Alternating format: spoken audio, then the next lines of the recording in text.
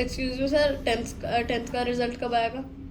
Sir मुझे भी कुछ पूछना था, ये 12th का रिजल्ट कब आएगा और कॉपी चेकिंग कैसी हो रही है? अरे मार्क्स कैसे आएंगे? आप 10th में हो हाँ सर। और आप? 12th। तो ये बच्चे हैं जो हमारी ट्यूशन में बैठे हैं, ये पूछ रहे हैं 10th का रिजल्ट कब आएगा और 12th का रिजल्ट कब आएगा और कॉपी चेकिंग कैसी हो रही है। तो ये तो वीडियो पहले बन रही है, बट आज की वीडियो खास है क्योंकि आज 15 अप्रैल है। 15 अप्रैल जो डेट है वो सीबीएसई की एक तरह से लास्ट डेट थी कॉपी चेकिंग खत्म करने की, लेकिन अभी भी सीबीएसई कॉपी चेकिंग बची हुई है। और ये पता चला है कि सीबीएसई ने स्कूलों से एक्स्ट्रा टीचर मंगाए हैं ताकि कॉपी को जल्दी पूरा किया जा सके चेकिंग को। आपके स्कूल में भी अगर टीचर बहुत सारे एब्सेंट हों तो आप कमेंट करके बताइएगा। तो आपके स्कूल में जो टीचर एब्सेंट है इस टाइम, इसका मतलब ये है कि वो कॉपी चेक करने गए हुए हैं। और अगर कुछ टीचर ऐसे थे जो अभी आ रहे थे और अचानक आने बंद हो गए, इसका मतलब सीबीएसई ने उनको बुला लिया है।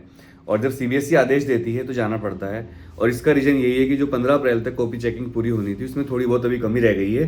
तो इसलिए 15 अप्रैल तो आज ही है, पर अभी कॉपी चेकिंग थोड़ी सी बची है। और अब सीबीएसई ने एक्स्ट्रा टीचर डिमांड किए हैं ताकि कॉपी चेकिंग को पूरी किया जा सके। नंबर 1। अब इन बच्चों ने पूछा सर रिजल्ट कब आएगा 10th और 12th का। तो रिजल्ट 10th और 12th का मैंने जैसे कि बताया था 15 मई के आसपास 10th का और 12th का रिजल्ट, 25 मई के और 15 मई के बीच में दोनों रिजल्ट आएंगे। तीसरा सवाल ये था कि रिजल्ट कैसा आएगा। तो हमेशा सीबीएसई का रिजल्ट अच्छा आता है, कोई डरने की बात नहीं है। जैसे कि मैंने पहले बताया था, इस साल बच्चे ज़्यादा पास होंगे लेकिन ज़्यादा नंबर स्कोर करने वाले बच्चे कम हो रहे हैं। मतलब पहले सालों तक 50-60% बच्चे ऐसे होते थे जो बहुत ही शानदार आंसर लिखते थे, उनके नंबर बहुत अच्छे, टीचर मजबूर हो जाता था उनको नंबर देने में। पर इस बार ये रेट घटकर 34-36% हो गया है। मतलब बच्चे लिख तो रहे हैं पर अच्छे आंसर लिखने वाले बच्चों की संख्या तेजी से कम हो रही है। और इसका कारण क्या है आप कमेंट करके बताइएगा। मेरे हिसाब से इसका कारण है कोविड में बच्चों की लिखने की हैबिट्स कम हो गई हैं। बच्चे बहुत ज़्यादा मोबाइल फ़ोन यूज़ कर रहे हैं जिससे उनकी उंगलियां मोबाइल पे चल रही हैं, कॉपी पे नहीं चल रही हैं। लिखने की प्रैक्टिस बहुत ही कम हो गई है। आप लिखते हो? लिखता हूँ। बहुत कम लिखते हो। लिखने की प्रैक्टिस जो हमारे टाइम पे थी वो कम हुई, उसके बाद और कम हुई। और आजकल के जो बच्चे हैं वो लिखते नहीं हैं, बस पढ़ते हैं या तो या मोबाइल देखते हैं। क्योंकि अब जो बच्चे हैं उनको स्क्रीन देखने की हैबिट पड़ गई है, टाइप करने की आदत पड़ गई है, ऐसे करते रहते हैं गेमिंग में। तो अब कहीं ना कहीं बच्चों की लिखने की हैबिट कम हुई है जिससे कि वो बच्चे आंसर लिखने में कच्चे हो रहे हैं।